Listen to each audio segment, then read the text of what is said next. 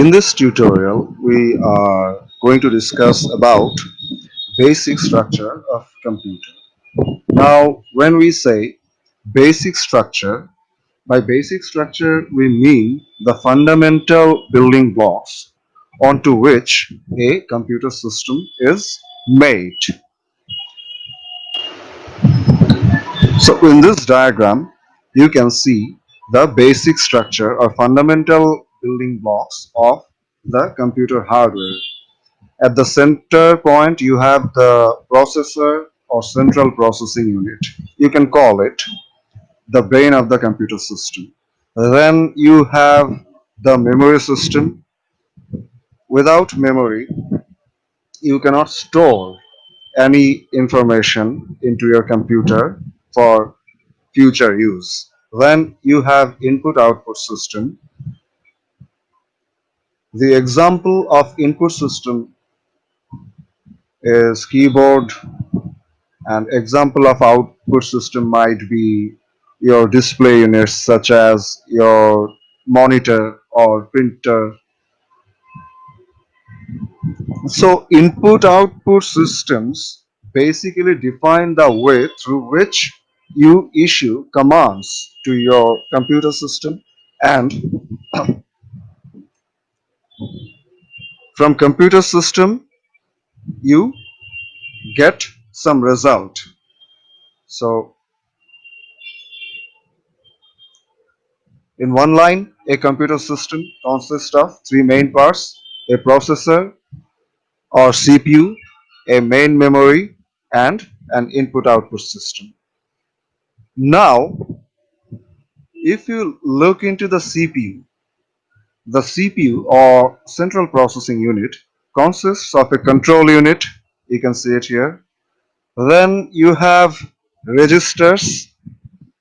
Then you have the arithmetic and logic unit, then an instruction execution unit, then you have interconnections among these components.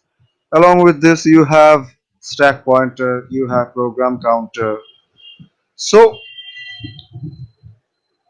now try to have a brief idea of how this central processing unit or the processor actually works.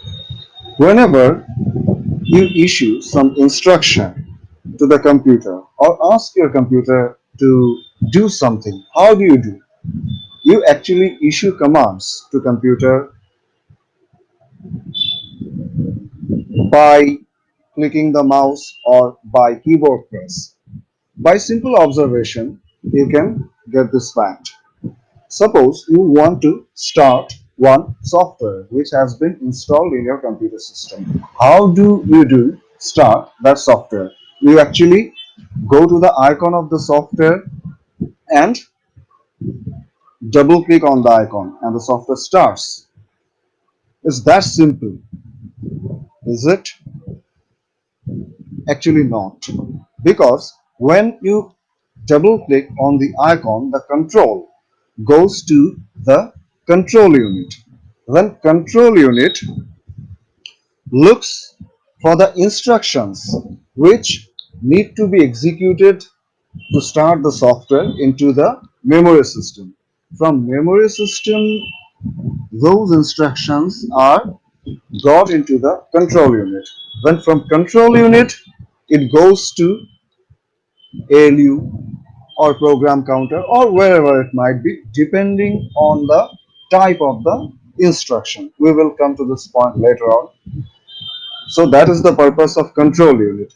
Then you have a program counter. Maybe if you have studied microprocessor, you already know what a program counter does. A program counter actually holds those instructions which are not yet executed by the CPU, but in near future those statements will be executed. So, and the purpose of the registers are basically a kind of memory or memory native to the CPU, where the information or runtime data are being stored. Now the big question arises. What is the purpose of computer? The purpose of computer is information handling and processing. We all know that. But how you can classify the type of the information that the computer has to handle into the type of the information which a computer basically processes, you can broadly classify the information into two categories. One is instruction and another one is data. Now, what is the difference between the two? Instruction actually are the information within a computer as well as between the computers and its input output devices. On the other hand, instruction actually says what the computer has to do. And data is basically the operand. That means onto which the operation has to be performed. Now, just think for a while. Can you find out the difference between instruction and data by using some example? Let's say we have written a program, add R1, R2, R3.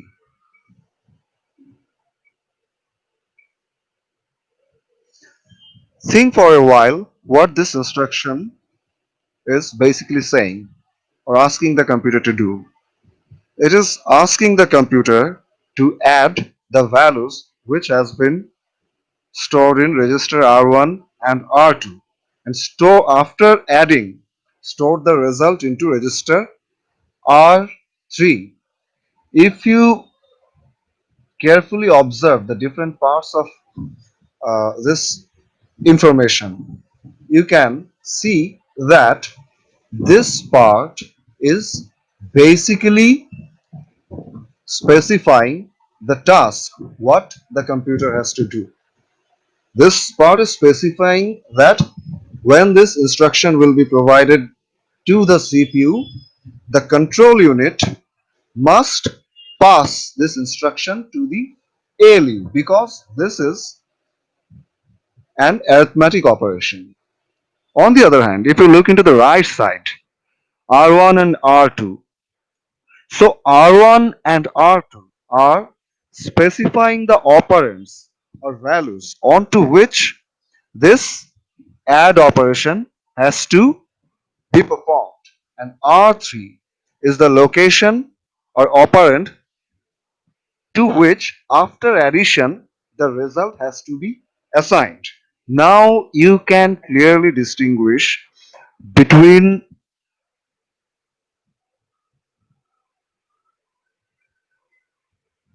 instruction and data.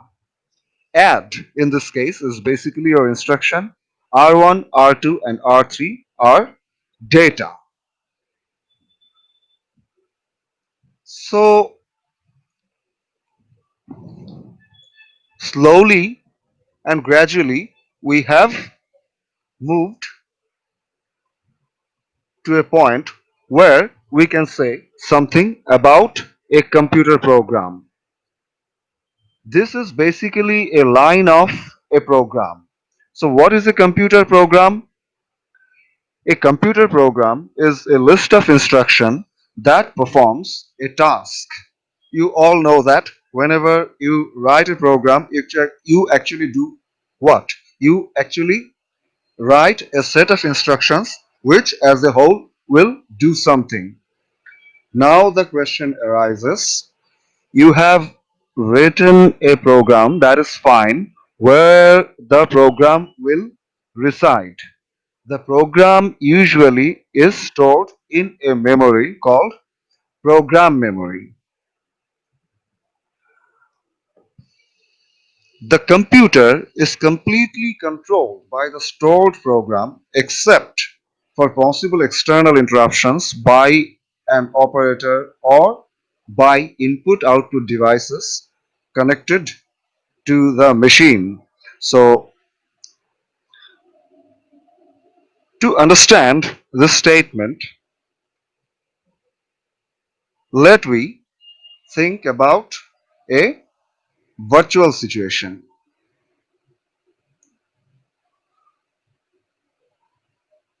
When you switch on your computer, what happens? Actually, a program starts, and we call that program as operating system. Now, how long? Ask yourself the question, how long this operating system will run on its own? The operating system will run on its own until you provide it an interruption, until you stop it in the form of an interruption, either by shutting down, that means you are providing an explicit command to the computer to switch itself off by closing all the programs which are still active, or you can switch off your computer by hard reset, that means by switching off the switch off button onto your keyboard. That means in that case, you are providing a possible external interruption to switch off your computer or to stop the execution of already running program, which is operating system in our example. Now come to the encoding format. Now why we need an encoding format? To understand this problem, let we write a program segment. We usually write our programs like if A greater than B, then C equals to 5. So this is the program segment which right at this time we need to execute. Now ask yourself the question, can your computer system understand this statement as it is? The answer is no, because from the study, whatever we have done until now, we know that a computer hardware or computer processor or a computer system cannot understand the high level programming languages. It only understands machine code, which is in binary format. That means either 1 or 0. If we dive more deeper and deeper, you can find that computer even does not understand this 1 or zeros. Computer system or any digital device basically understand two states. That means either high or low. So you can take a simple example to understand this situation. Say this is your memory device which is capable of storing a single bit of information. That means it cannot actually store numerical 1 or 0. It can either store 5 voltage or there will be no voltage in this device. That means it will be storing 0 volt then. So if one arrives into your computer system, what you can do to represent that one? You can excite this memory device to the 5 volt level. Now say if you want to store 1 into your memory device, then what you will do? You will change the level of this memory device to 0 volt. Now in binary number system, for a particular digit location you have two states. Similarly, in your memory device you have two possible states. So information handled by a computer must be encoded in a suitable format as per the hardware requirement. Most present-day hardware employs digital circuits that have only two stable states, 0 or 1. 0 means off, 1 means on. So that is how programs are being stored in our computer systems. Now come to the memory unit. So memory is something which is basically an essential part of your computer system, because if there is no memory in the computer system, you will not be able to store any information into the system. So memory is what? Memory is the storage area in which programs are kept when they are running, and that contains the data needed by the running program. Now, types of memory: volatile or non-volatile.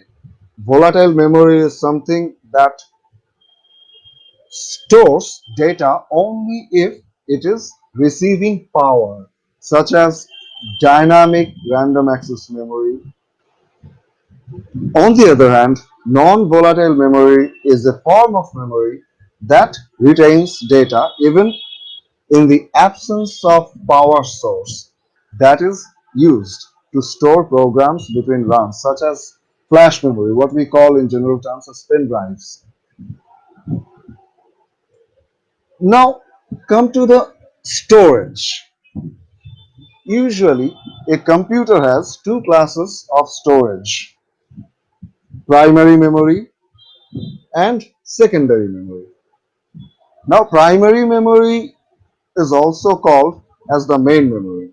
It is the volatile memory which is used to hold programs while they are running. Typically consists of DRAM in today's computers. On the other hand, secondary memory is something which is non-volatile in nature, used to store programs and data between runs. Between runs means between the different instances when you switch on your computer. Say you have switched on your computer yesterday night and did something, and today morning you switched on computer once again.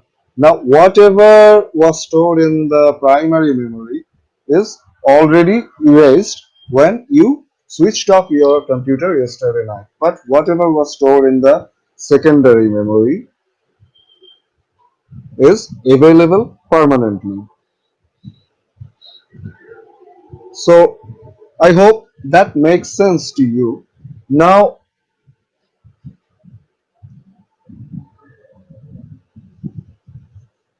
come to the portion when we will discuss about how the memory actually stores information.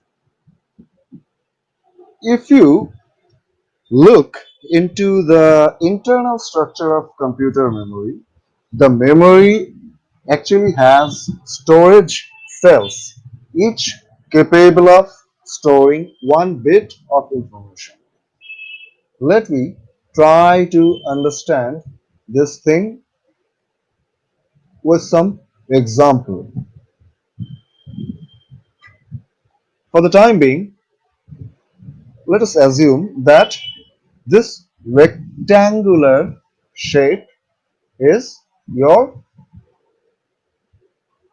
memory. Now You can define the size of this memory in terms of megabytes, kilobytes, gigabytes, terabytes nowadays. Now, at the root level, what is the structure of this memory? If you can recall the discussion what we have done before some time, you can find that information is stored in the form of ones and zeros in the computer memory. So at the root level, a single bit of information is the fundamental unit of the information, or this is the tiniest information. A single bit is the tiniest information that a computer memory can store. Now, after that, we were talking about storage cells, which are capable of storing one bit of information. Now, what is the structure of this storage cell? For the time being, say the size of our memory is X gigabytes, but this X gigabytes of memory is basically made of single bits. Let us assume that each block in this 2D array is basically one bit of storage. One bit, then two bits, then three bits. If you add bits one by one, sometimes the total memory will be of size this X gigabytes. Now, each bit of portion into the memory is called the storage cell. Now, come to the next part. Do a single bit inside the memory contain necessary information? Always is not necessary. It is possible that more than one bit will convey some useful information. For example, say we want to store 2 into our memory. How you will store it, or how the computer will store this data, which is 2 in this case, into the memory system. First, this decimal 2 will be converted to its equivalent binary representation, that is 1 0. And what the computer will do, computer will store 1 at a particular bit location, and on the next bit location it will store 0. Now you can see that these two bits together basically is providing some useful information which can be processed. Now, how much bits of information will be meaningful? That is predefined by the computer architecture industry itself. Whenever you go to purchase a computer in the market, you will find that you get 32-bit computers, you get 64-bit computers. Have you ever asked yourself the questions, what this 32-bit or 64-bit actually mean? These are basically nothing but the word length. By word length, I mean to say the number of bits in each word is often referred to as the word length of the computer, or the number of bits together which will give you some useful information, or number of bits which you will use to store some information. So when you say 32-bit computer, it actually means that if you count the number of bits 0, 1, 2, up to 32, say we have 32 somewhere here, this 32 number of bits will be used to store some meaningful information. Now, let me recall our previous example when we have stored 2 into our memory. You can see that to store 2, you actually need 2 bits. But under 32-bit system, you will use total number of 32 bits to store this numerical value 2. How you can do this? It is basically simple. At the last 2 bits of the 32 bits, you store 1 and 0 and append all zeros on the previous bits. Now when the processor accesses this bit sequence, processor can easily understand that 2 is stored in this word. This particular number of bits or particular bit sequence is called a word. Now typical word length varies from 16 to 64 bits. You can find that the capacity of the memory is one factor that characterizes the size of a computer. We say, as we have said, we buy 32-bit computers, we buy 64-bit computers.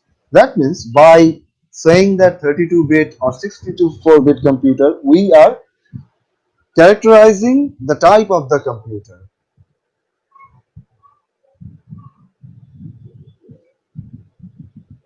Now, instruction and data can be written into the memory or read out under the control of the processor.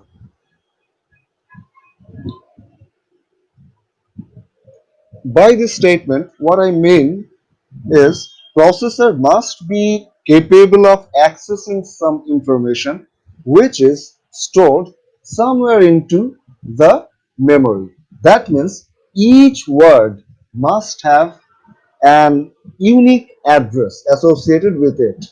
For example, if we specify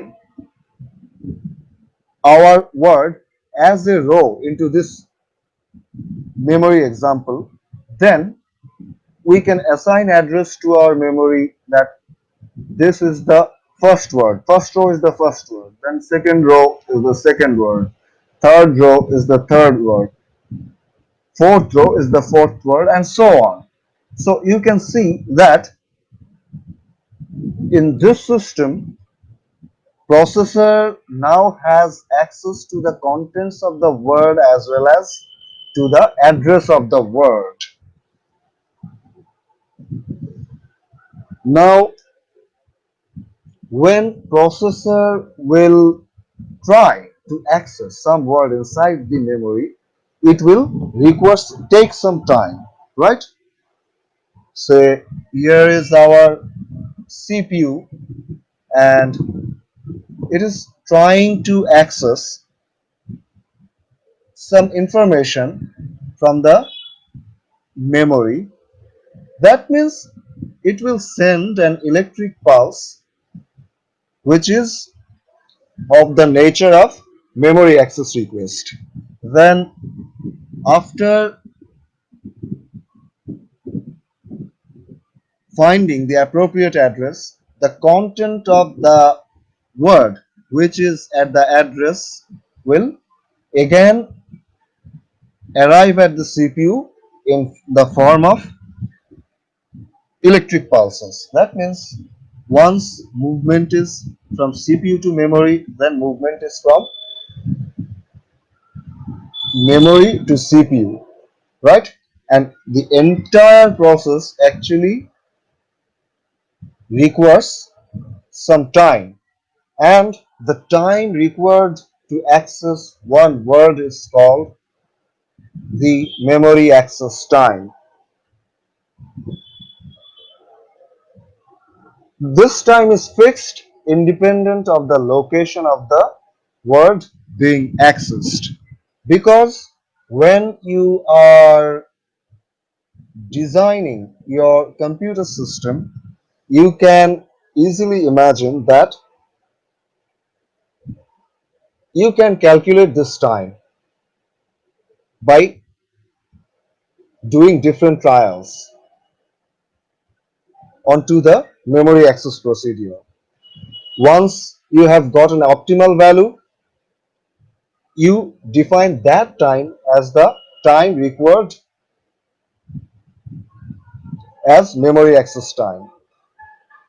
The main memory of a computer is normally implemented as a memory hierarchy of 3 or 4 levels.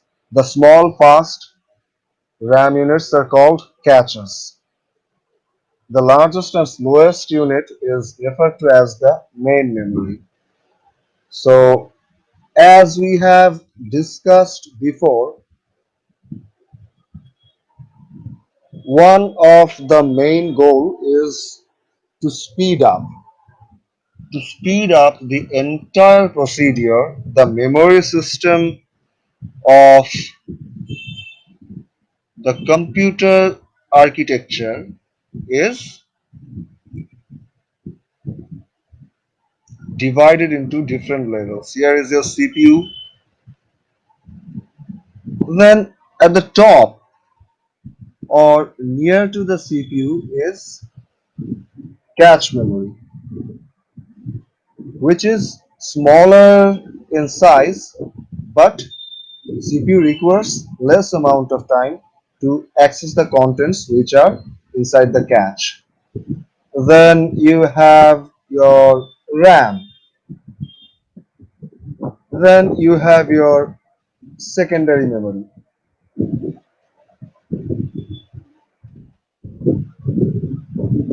Now, if you think in terms of size, you will find that cache memory sizes are in megabytes, whereas nowadays RAMs come in gigabytes and secondary memory comes in terabytes. As you go far away from the CPU, you can see that the size is increasing. On the other hand, in terms of access time, as you are coming near to the CPU, the access time is drastically decreased. You can think it in other terms also. When you have to search for an item in megabyte space of memory, the search time will obviously be lesser than the search time when you have to search for this item into gigabyte space of memory. You can understand in this array example also how, say, you have to search for an item x equal to 5 inside an array. At the first instance, the size of the array is, say, 10. Now, to search for this item x equals to 5, you have to search 10 items at maximum. How?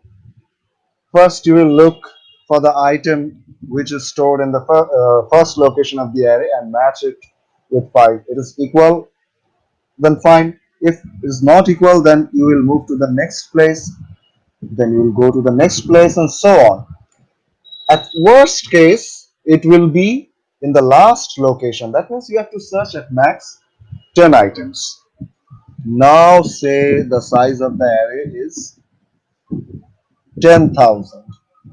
In this case, you might have to search and match 10,000 values to find your desired location.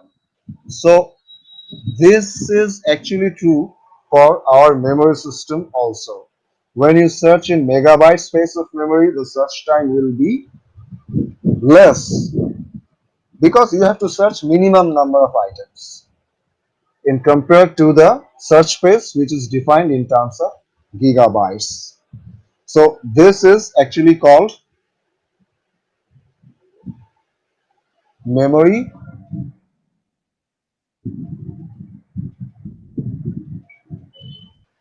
hierarchy.